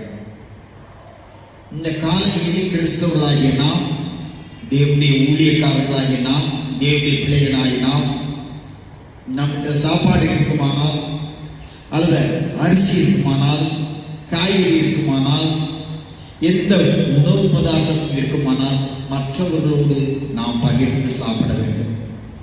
இந்த காலங்களிலே இந்த சபையின் மூலமாக ஏராளமான சபைகளுக்கு அரிசிகள், காய்கறிகள், மருந்துகள் வாங்கி கொடுக்கப்பட்டிருக்கிறது. பல லட்சம் இதனாலே பண கஷ்டங்கள் ஏற்பட்டிருக்கிறது. என் பிள்ளைகளாகிய டென்னிஸும் டேவிடும் ஏராளமான உதவிகளை பல சபை மக்களுக்கு செய்து வருகிறார்கள். அதற்காக நான் கர்த்தரை ஸ்தோத்திரிக்கிறேன். ஒவ்வொரு சபை மக்களும் தங்களுடைய உணவுப் பொருள் இருந்தால் அல்லது அத்தியாவசியமான காரியங்கள் மற்றவர்களுக்கு தேவைப்படுவதால் உதவி செய்வது நம்முடைய கடமையாயிருக்கிறது. கொரோனாவில் பாதிக்கப்பட்ட மக்கள், வேலை இல்லாமல் பண கஷ்டத்தில் வாழும் மக்கள் ஏராளம் ஏராளம். இந்த சூழ்நிலையிலே நம்மால் இயன்றவரை நாம் உதவி செய்ய வேண்டும். நம்மை தியாகம் செய்வதால் உதவி செய்ய வேண்டும். ஆண்டவர் அதை விரும்புகிறார். இயேசு கிறிஸ்து நன்மை செய்கிறவராகவே சுற்றித் இருந்தார் என்று வேதம் சொல்கிறது. ஆகவே அவருடைய பிள்ளைகள் என்று சொல்கிற நீங்களும் நானும் நன்மை செய்ய ஒருபோதும் தயங்க கூடாது. சில புத்தீனமான மனுஷர்கள் கிறிஸ்தவர்களை குறை சொல்கிறார்கள், சில அரசாங்கங்களும் குறை சொல்கிறது. இந்த சூழ்நிலையிலே நன்மை செய்து புத்தீன மனுஷனுடைய அறியாமையை அடக்குவது தேவனுடைய சித்தமாய் இருக்கிறது. ஆக உங்களால் ஆன எந்த உதவினால், பண உதவியோ, பொது உதவியோ, மருத்துவ உதவியோ, என்ன உதவினாலும் செய்து துன்பத்தில் வாழும் மக்களுக்கு ஆறுதலையும் சமாதானத்தையும் சந்தோஷத்தையும் உண்டாக்க தேவ பிள்ளைகளாகிய நாம் பாடுபட வேண்டும் என்று உங்களை பட்சமாக வேண்டிக் கொள்கிறேன். இரண்டாவது தேவனுடைய சித்தம் என்னவென்றால், பைபிளில் போட்டிருக்கு,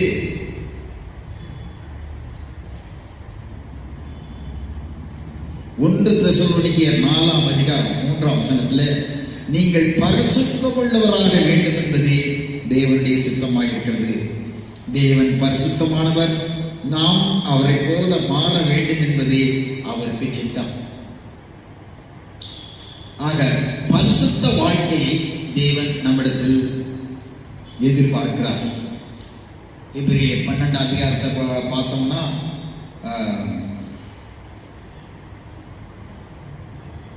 மனம் மாற்றம், மறுரூபமான மனம் பற்றி நாம் படிக்கிறோம். நம்முடைய வாழ்க்கை மறுரூபப்பட வேண்டும் என்று ஆண்டவர் எதிர்பார்க்கிறார். கொரிந்தியர்லையும் அதை பற்றி சொல்லியிருக்கிறார். ஆக மறுரூபமான ஒரு பரிசுத்த வாழ்க்கை நமக்கு அவசியமாக இருக்கிறது. தேவன் அதை விரும்புகிறார். 1 தெசலோனிக்கேயர் 5:17-18 இடைவிடாமல் ஜெபம் பண்ணுங்கள், எல்லாவற்றிலும் ஸ்தோத்திரம் செய்யுங்கள், அப்படி செய்வதே கிறிஸ்து இயேசுவுக்குள் உங்களை குறித்து தேவனுடைய சித்தமாக இருக்கிறது. ஜெபம் பண்ணுவது குமாரனாகிய இயேசு கிறிஸ்துவோடு பேசுவது, ஜெபம் பண்ணுவது, ஆண்டவரோடு பேசுவது. இரண்டாவது, ஆண்டவருக்கு அவர் சிலுவையிலே காட்டிய அன்புக்காக பயங்கரமான கொடிய ஆபத்திலிருந்து மனுக்குலத்தை விடுவிக்கும்படியாக, பாவ நிவாரணத்தை உண்டாக்கும்படியாக அவர் வந்தார் பூமிக்கு. ஆகவே இந்த கொடிய ஆபத்திலிருந்து நம்மை மீட்கும்படி அவர் சித்தம் கொண்டதனாலே நீங்களும் நானும் நன்றி உள்ளவர்களாக நாம் இருக்க பிரயாசப்பட வேண்டும். நன்றி உள்ளவர்களாக இருந்து தேவனுக்கு ஸ்தோத்திரங்களை ஏறெடுக்க வேண்டும் என்று அப்போஸ்தலனாகிய பவுல் 1 தெசலோனிக்கேயர் 5:17-18 சொல்றார். ஜெபமும் நன்றியுள்ள ஸ்தோத்திரங்களும் மிகவும் அவசியமாயிருக்கிறது. அதிலே தேவன் பிரியமாயிருக்கிறார். 1 தீமோத்தேயு 2:1 எல்லா மனுஷரும் ரட்சிக்கப்படுவதும் கர்த்தரை பற்றிய அறிவிலே பெருகவும் என்று சொல்லுவது. ஆக சமயம் வாய்த்தாலும் சமயம் வாய்க்காவிட்டாலும் சுவிசேஷத்தை பிரசங்கிப்பது தேவனுடைய சித்தமாய் இருக்கிறது. ஆக எல்லா மக்களுக்கும் நற்செய்தியை சொல்ல தேவன் நம்மை அழைத்திருக்கிறார். சமயம் வாய்த்தாலும் சமயம் வாய்க்காவிட்டாலும் நாம் சுவிசேஷத்தை அறிவிக்க வெட்கப்படவே கூடாது. அது தேவனுக்கு சித்தமான ஒரு காரியம். யாக்கோபு சொல்றார் 4:17, அதனால் ஒரு நன்மை செய்ய அறிந்தவனாயிருந்தும் அதை செய்யாமல் போனால் அது அவனுக்கு பாவமாயிருக்கும் என்று சொல்றார். ஆகவே நன்மை செய்வதிலே உற்சாகமாக நாம் பிரயாசப்படுவோம். 32ஆம் சங்கீதத்தில் 8ஆம் வசனத்தில், நான் உனக்கு போதித்து நீ நடக்க வேண்டிய வழியை உனக்கு காட்டுவேன், உன்மேல் என் கண்ணை வைத்து உனக்கு ஆலோசனை சொல்லுவேன் என்று சொல்லுகிறார். எசையா 58:11, அவர் உன்னை நித்தம் வழி நடத்துவார். கர்த்தர் ஆவியானவரை கொண்டு வார்த்தைகளாலே நடத்துகிறார். நான் உனக்கு போதித்து நீ நடக்க வேண்டிய வழியை உனக்கு காட்டுவேன், உன்மேல் என் கண்ணை வைத்து உனக்கு ஆலோசனை சொல்வேன் என்று சொல்லுகிறார். தேவன் படிப்படியாக தமது சித்தத்தை வெளிப்படுத்துவார். ஒரே நேரத்தில் அவருடைய சித்தத்தை எல்லாத்தையும் அவர் சொல்வதில்லை. ஒன்றன் பின் ஒன்றாக ஸ்டெப் பை ஸ்டெப் தம்முடைய சித்தத்தை வெளிப்படுத்துவார். முதல்ல ஆஸ்பத்திரியில் போய் ஊழியம் செய்யணும் ஆண்டவர் சொன்னார்னா, நீ கீழ்ப்படுத்தி ஆஸ்பத்திரியில் போய் வியாதியாக இருக்கிறவர்களுக்காக வாரத்தில் ஜெபம் பண்ணும். ஒருவேளை ஆண்டவர் ஜெயிலில் போய் ஊழியம் செய்ய, அங்கே கைதிகளாக இருக்கிறவருக்கு என் அன்பை பகிர்ந்து கொடு என்று சொன்னாலும் ஜெயிலுக்கு போய் பர்மிஷன் வாங்கி ஜெயிலில் போய் ஊழியம் செய்ய வேண்டும். நான் நிறைய ஆஸ்பத்திரி ஊழியம் செஞ்சிருக்கேன், நிறைய ஜெயில் ஊழியம் செய்திருக்கேன். அமெரிக்காவில் கூட நான் ஒக்கலமா ஸ்டேட்லையும் வாஷிங்டன் ஸ்டேட்லையும் ஜெயிலில் போய் பிரசங்கம் பண்ணியிருக்கேன். ஆக ஆண்டவருடைய அன்பை சொல்வதற்கு ஒருபோதும் வெட்கப்படக்கூடாது. நீங்கள் முதலாவது ஆண்டவருக்கு கீழ்ப்பிடிவீர்கள், ஆனால் ஒன்றன் பின் ஒன்றாக ஆண்டவர் தெய்வ பணியை கொடுப்பார். நீங்கள் எவ்வளவுக்கு கீழ்ப்படிந்து அதை செயல்படுத்துகிறீர்களோ அதற்கு ஏற்றால் போல ஆண்டவர் தம்முடைய சித்தத்தை வெளிப்படுத்துவார். ரோமர் 12:2 தேவனுடைய நன்மையும் பிரியமும் பரிபூர்ணமான சித்தம் என்னதென்று பகுத்தறியத்தக்கதாக எதிர்காலத்தை குறித்து தேவன் மட்டும் அறிவார். எதிர்காலம், நம்முடைய எதிர்காலம் அவருடைய கையிலே இருக்கிறது. காலங்கள் அவருடைய கரத்திலே இருக்கிறது என்று வேதம் சொல்கிறது. எதிர்காலத்தை குறித்து நாம் கவலைப்பட்டு கலங்குகிறோம். நம்முடைய பிள்ளைகளுடைய எதிர்காலத்தை குறித்து கவலைப்படுகிறோம், வேலையை குறித்து கலங்குகிறோம். இன்றைக்கு கொரோனா வந்த பிறகு உலகமே நடுங்கி போயிருக்குது. பெரிய பெரிய அரசியல் தலைவர்கள் எல்லாம் எதுவுமே செய்ய முடியல. அவ்வளவு இக்கட்டான சூழ்நிலையிலே இருந்து வருகிறோம்.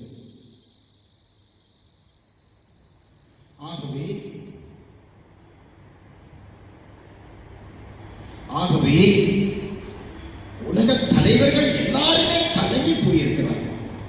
இந்த சூழ்நிலையை தேவ பிள்ளைகளாகி நாம் நம்முடைய தேசங்களுக்காக, நம்முடைய தலைவர்களுக்காக ஜெபம் பண்ண வேண்டும். ஆண்டவர் இரக்கம் பாராட்டி இந்த கொரோனா வியாதி நீங்கும்படியாக நாம் மன்ற வேண்ட வேண்டும். ஆக நன்மையும் பிரியமுமான பரிபூர்ண சித்தம் என்னதென்று பகுத்தறியத்தக்கதாக என்று வேதத்திலே வாசிக்கிறோம். நீங்கள் பகுத்தறிந்து தேவனுடைய சித்தத்தை அறிந்து எதிர்காலத்தை குறித்து கவலைப்படாமல் விசுவாசத்தோடு ஜெபத்திலே காத்திருந்து நாம் தேவ சித்தம் நிறைவேற்ற பாடுபட வேண்டும்.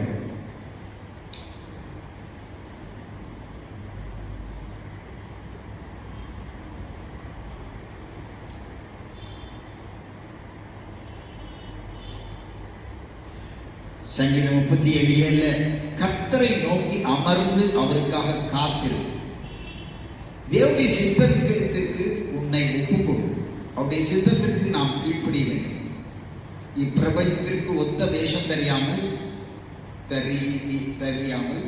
தேவனுடைய சித்தம் என்னதென்று பகுத்தறியத்தக்கதாக என்று சொல்லப்பட்டிருக்கிறது.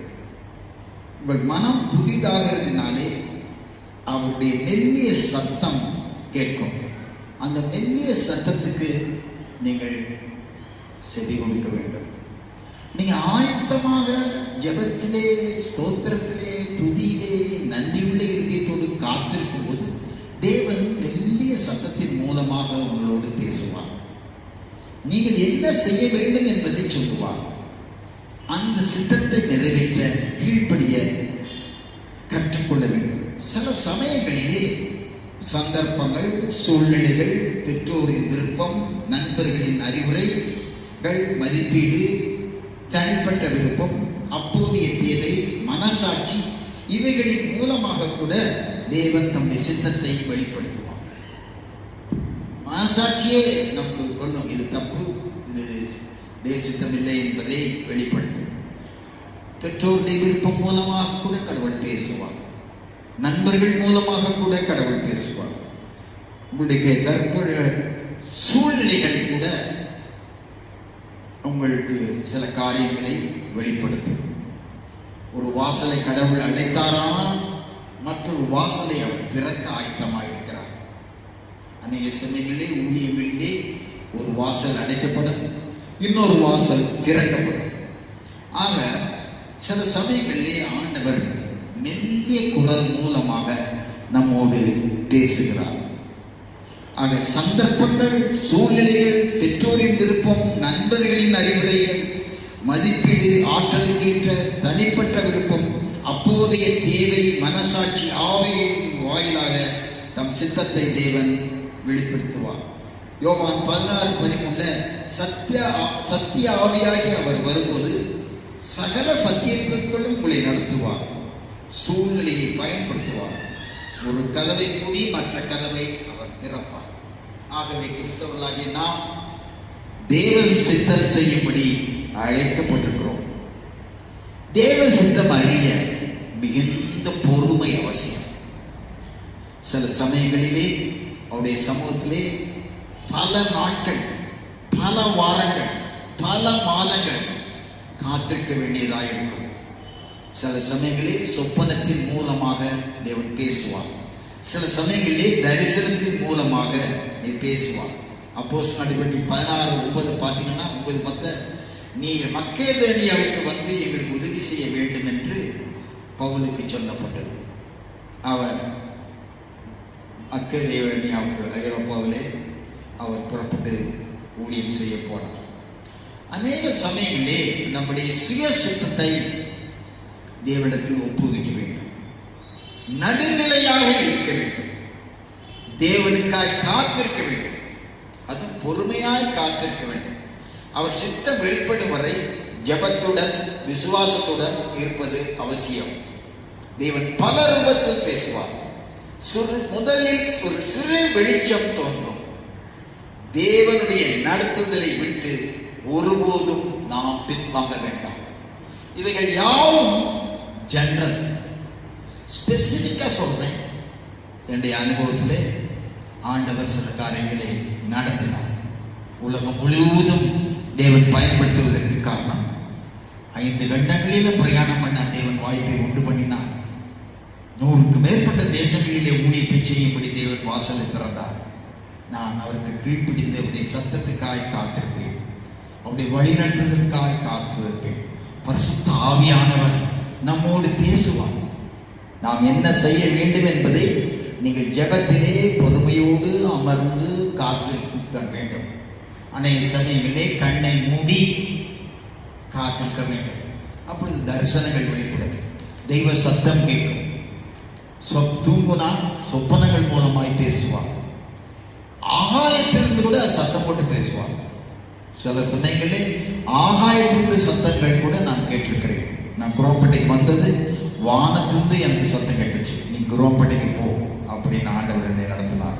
குரோம்பேட்டைக்கு வந்த பிறகு தேவன் பல காரியங்களை வெளிப்படுத்தினார். அவைகளுக்கு நான் கீழ்ப்படிய ஒவ்வொன்றாக ஊழியங்களை நிறைவேற்ற, இந்த இடங்கள் வாங்க, கட்டடங்கள் கட்ட, எல்லாவற்றுக்கும் தேவன் அற்புதமாய் நடத்தினார். தினமும் அவருடைய பாதத்திலே காத்திருந்து 3 மணி நேரம் காலையில் 3 மணிலிருந்து காலையில் 6 மணி வரைக்கும் நானும் என் மனைவியும் ஜெபத்திலே காத்திருப்போம். ஜெபத்திலே காத்திருக்கும் போது தேவன் அற்புதமாக எங்களை நடத்தினார்.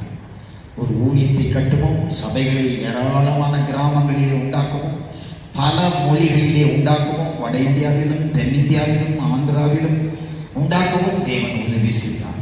அது மாத்திரமல்ல, அமெரிக்கா முழுவதும் ஊழியம் செய்யும்படி, ஐரோப்பா முழுவதும் ஊழியம் செய்யும்படி, தென் அமெரிக்கா, ஆப்பிரிக்கா, ஆஸ்திரேலியா எல்லா இடங்களிலும் ஊழியம் செய்யும்படி ஆண்டவர் வாசல்களை திறந்தார். கனடாவிலே ஊழியம் செய்யும்படி வாசலை திறந்தார்.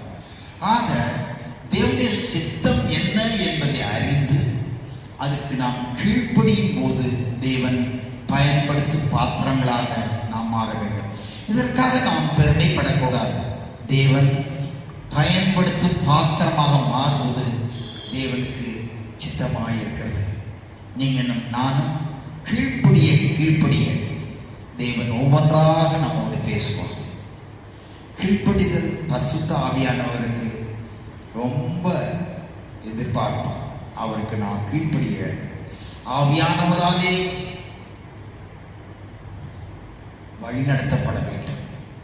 ஆவியானவர் நமக்கு உணர்த்துவார், நம்முடைய மனசாட்சியில் உணர்த்துவார், மெல்லிய குரலிலே பேசுவார், தரிசனங்களை தருவார், சொப்பனங்களை தருவார், வசனத்தின் மூலமாக பேசுவார், பரிசுத்தவான்கள் மூலமாய் தீர்க்க தரிசன பிரசங்கங்கள் மூலமாய் பேசுவார், தீர்க்க தரிசனங்கள் மூலமாய் பேசுவார். ஆண்டவர் பேசும் வார்த்தை ஊழியர்கள் மூலமாக பிரசங்கத்திலே பல முறை அவர் வெளிப்படுத்துவார். நீங்கள் அவருடைய சித்தத்துக்கு முற்றும் விட்டு கொடுக்கும் போது, ஒப்பு கொடுக்கும் போது, காத்திருக்கும் போது, பொறுமையாய் இருக்கும்போது, விசுவாசத்திலே ஜெபத்திலே தரித்திருக்கும் போது அவருடைய சித்தம் தெளிவாக வெளிப்படும். அது அவ்வளவு சுலபமான காரியம் அல்ல. நானும் ஆண்டவருடைய சித்தம் அறியறதற்காக 1.5 வருஷம் கதீரலில், சென்ட் ஜார்ஜ் கதீரல் சிஎஸ்ஐ சர்ச்சில் ஒரு கல்லறை இருக்கு. அந்த கல்லறையில் போய் இரவும் பகலும் ஜெபித்து கொண்டிருந்தேன். கல்லறை தோட்டத்தில் ஜெபித்தேன். எவ்வளோ சத்தம் போட்டு ஜெபம் பண்ணாலும் யாருக்கும் கேட்க மாட்டாங்க. யாரோ செத்து போயிட்டாங்க, அவன் அழுகிறான்னு சொல்லிட்டு போயிடுவாங்க. ஆனால் அந்த கல்லறை தோட்டம் தேடி எனக்கு சாப்பாடு வரும், காஃபி வரும். ஆச்சரியமாக தேவன் அங்கே ஒரு பிரதர் சாமியல் இருந்தார். அந்த சாமியல் பிரதரை வச்சு எனக்கு உதவி செய்தார். சாப்பாடு வரும். ஆச்சரியமாக எனக்கு ஆண்டவர் போஷித்தார். சாம் ஜபதரை என்ற ஊழியக்காரர், பிரபல்யமான ஊழியக்காரர், அப்போ என்னிடத்தில் வந்து ஜெபம் பண்ணுவார். பிரதர், நான் இன்கம் டேக்ஸ் டிபார்ட்மெண்ட்டில் வேலை செய்கிறேன், கிளார்க்காக இருக்கேன், எனக்காக ஜெபம் பண்ணுங்க அப்படின்னு சொல்லுவார். நான் கல்லூரியில் ஆசிரியராக இருந்தேன், வேலையை விட்டுட்டு ஊழியத்துக்கு வந்திருக்கேன் என்பது அவருக்கு தெரியும். ஆகவே அவர் என்னிடத்தில் ஜெபத்துக்கு வருவார். நான் அவருக்காக, நாங்கள் 2 பேரும் சேர்ந்து பல முறை ஜெபித்திருக்கிறோம். நல்ல ஊழியக்காரர் சாம் ஜெபத்துறை. அதுக்காக கர்த்தரை சோதரிக்கிறேன். அநேக ஊழியர்கள் வருவார்கள். பிஷப் சுந்தர் கிளார்க் வீட்டில் போய் பல முறை ஜெபிச்சிருக்கேன். அங்கே அவர் பிஷப்பாக வருவதற்காக சில நாட்கள் உபாசித்து கூட ஜெபிச்சேன். அவர் பிஷப்பாக வந்தார், நன்றி கூறினார். ஏன் இதையெல்லாம் சொல்கிறேன்னா, தேவன் ஊழியத்தின் வாசல்களை திறந்தார். டெல்லியில் இருக்கும்போது ஆச்சரியமான வாசல்கள் எனக்கு திறக்கப்பட்டது. டெல்லியில் பிரதம மந்திரி மோராய் தேசாயுடைய PA EN மேசி மூலமாக டெல்லியில் பல இடங்களில் பிரசங்கம் பண்ணேன். அசம்பிளிஸ் ஆஃப் காட் கல்கத்தாவிலே ஒரு போதகர் மூலமாக வாசல் திறக்கப்பட்டது, அங்கே பிரசங்கம் பண்ணேன். பம்பாயிலே ஏராளமாக பிரசங்கம் பண்ணேன். அதுக்கு பிறகுதான் ஆண்டவர் வெளிநாடுகளுக்கு என்னை கொண்டு சென்றார். இந்தியாவின் பல பகுதிகளிலே பயன்படுத்தின பிற்பாடு ஆண்டவர் வெளிநாடுகளுக்கு கொண்டு சென்றார். தேவனுடைய சித்தத்தை அறிந்து நீங்களும் நானும் செயல்பட வேண்டும். பெருமைக்கு இடமே கொடுக்கக்கூடாது. நாம் கிறிஸ்துவின் அடிமைகளாய் மாற வேண்டும். கிறிஸ்து என்ன சொல்லுகிறார்? கிறிஸ்துவானவர் பிதாவுக்கு சித்தத்தை செய்வதே குறிக்கோளாய் இருந்தார். நீங்களும் நானும் கிறிஸ்துவு என்ன சொல்கிறார், பரிசுத்த ஆவியானவர் என்ன சொல்லுகிறார், அதற்கு நாம் கீழ்ப்படி செயல்பட வேண்டும். அவ்வாறு இருக்கும்போது ஆண்டவர் நம்மை பயன்படுத்துவார். ஏராளமான ஆயிரக்கணக்கான மக்களுக்கு, லட்சக்கணக்கான மக்களுக்கு சுவிசேஷத்தை எடுத்து பாத்திரங்களாக மாற்றுவார். இன்றைக்கு எத்தனையோ தேவ ஊழியர்களை தேவன் பயன்படுத்தி விடுகிறார். அதுக்காக நான் கர்த்தரை ஸ்தோத்திரிக்கிறேன். லட்சக்கணக்கான மக்கள் ரட்சிக்கப்படுகிறார்கள். நம்ம நாட்டிலேயும் சரி, வெளிநாடுகளிலும் சரி, இந்த கடைசி காலமாக இருக்கிறபடியால் பரிசுத்த ஆவியானவர் எங்கும் ஊற்றப்படுகிறார். கிறிஸ்தவ மார்க்கம் உலகம் முழுவதும் வளர்ந்து பெருகி வருகிறது. தேசம் தேசமாக தேவன் அசைத்து வருகிறார். இந்த கொரோனாவுக்கு பிறகு ஒரு எழுப்புதலை கொண்டு பண்ண போகிறார். ஆகவே அவரோடு ஜெபம் பண்ணுவோம். இப்ப தனிமையாக வீட்டிலே இருக்கிறோம், குடும்பங்களே இருக்கிறோம். ஜெபம் பண்ணுவதற்கு முதலிடம் கொடுங்கள். வேதத்தை வாசிப்பதற்கு முக்கியத்துவம் கொடுங்கள். தியானம் பண்ணுங்கள். தேவனோடு உறவாட பழகுங்கள். தேவனோடு உறவாட உறவாட உறவாட அவர் உங்களுடைய பிரியமாயிருந்து தானியேலை பார்த்து சொன்னார், நீ எனக்கு பிரியமானவன் என்றார். தாவீதை பார்த்து சொன்னார்,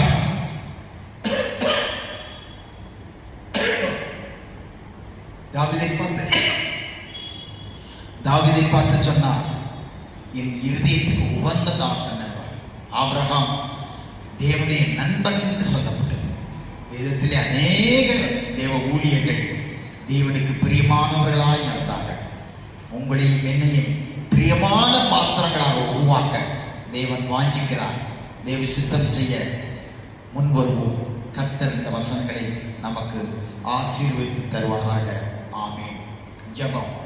பரிசுத்த ஆவியானவரே, நீர் எனக்கு தந்த அந்த வேத வார்த்தைகளை உங்களுடைய பிள்ளைகளோடு பகிர்ந்து கொண்டேன். உங்களுடைய சித்தம் செய்யும்படி நீர் எங்களை அழைக்கிறீர். அந்த சித்தத்துக்கு நாங்கள் எங்களை விட்டுக் கொடுக்கும்படி, ஒப்புக் கொடுக்கும்படி, கீழ்ப்படியும்படி உங்களுடைய சித்தம் செய்ய எங்களுக்கு உதவி செய்யும். பரிசுத்த ஆவியானவரே, உங்களுடைய சித்தம் செய்ய எங்களுக்கு உதவி செய்யும். இயேசு கிறிஸ்துவை மகிமைப்படுத்த எங்களுக்கு உதவி செய்யும். பிதாவை கனம் பண்ண எங்களுக்கு உதவி செய்யும். ஆண்டவரே, எங்களுக்கு உமக்கு நன்றி செலுத்துகிறோம். அது மாத்திரமல்ல ஆண்டவரே, இரக்கம் கூர்ந்து உங்களுடைய ஊழியத்தை வல்லமையாய் செய்ய, ஆத்துமாக்களை ஆதாயப்படுத்த நீர் எங்களுக்கு உதவி செய்யும். ஜெயில் ஊழியங்களுக்காய் ஸ்தோத்திரம், ஆஸ்பத்திரி ஊழியங்களுக்காய் ஸ்தோத்திரம், தனியார் ஊழியங்களுக்காய் ஸ்தோத்திரம், சுவிசேஷ கூட்டங்களுக்காய் ஸ்தோத்திரம், ஜெப ஊழியங்களுக்காய் ஸ்தோத்திரம். எல்லா ஊழியக்காரரையும் ஆசீர்வதி, எல்லா சபைகளையும் ஆசீர்வதி. உடைய பிரசன்னம், தேவனுடைய பிரசன்னம், தேவனுடைய பிரசன்னம் எங்களோடும் இதை கேட்கிற யாவரோடும் கூட இருப்பதாக ஒவ்வொருவரையும் தொட்டு ஆசீர்வதி. வியாதிகளை தொட்டு சுகப்படுத்தும். விலகினங்களை எடுத்து போடு, குறைகளை எடுத்து போடு, தவறுகளை மன்னி இரக்கம் கூறும். ஆண்டவரே, இரக்கம் கூறும். இயேசு மூலம் வேண்டிக் கொள்கிறோம் பிதாவே. ஆமென். என் ஆத்மாவே கர்த்தரை ஸ்தோத்திரி, என் முழு உள்ளமே அவருடைய பரிசுத்த நாமத்தை ஸ்தோத்திரி. என் ஆத்மாவே கர்த்தரை ஸ்தோத்திரி, அவர் செய்த சகல உபகாரங்களையும் மறவாதே. ஆமென். நம்முடைய கர்த்தராகிய இயேசு கிறிஸ்துவின் கிருபையும், பிதாவாகிய தேவனுடைய அன்பும், பரிசுத்த ஆவியானவருடைய ஐக்கியமும் சமாதானமும் நம் அனைவரோடும் இன்றும் என்றும் சதா காலங்களிலும் கூட இருப்பதாக. ஆமென். துதி கனம் மகிமை உமக்கே, ஓ எல்லாமுமே, ஓ எல்லாமுமே. துதி கனம் மகிமை உமக்கே, ஓ நீரே ராஜாவே. அல்லேலூயா. ஸ்தோத்ரம், ஸ்தோத்ரம், ஸ்தோத்ரம், மிக ஸ்தோத்ரம். துதி கனம் மகிமை உமக்கே, ஓ எல்லாமுமே, ஓ எல்லாமுமே. துதி கனம்